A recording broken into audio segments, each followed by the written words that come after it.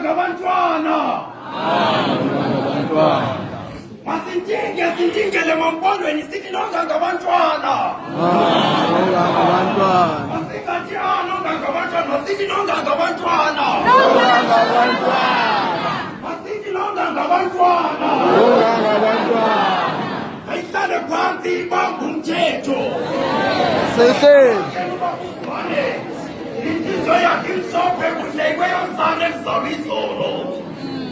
Bathi bebone namhlanje athi mayojika ngasemnyango abuye abaxolele. Kaloku yena wadalwa ngavela tanxiba ngobanixolele uba sebemthufela ngamathe. Ndiske ndikhumbule xeshukene ngama onke uba bemthufela ngamathe waphepha wathi wasiqwela wangangiqali nokumqalekisa. Hayi babuzwane wabasa mna ndingakazalwa.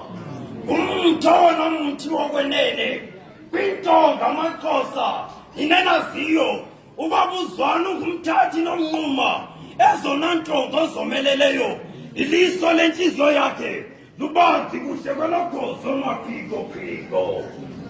Yaloo nto ke mna ndisithi kuwe babuzwane xa namhlanje ndibulela umavela tanci kuba ndikwazile uba ndibhale umbongo ngawe nomama Marahu.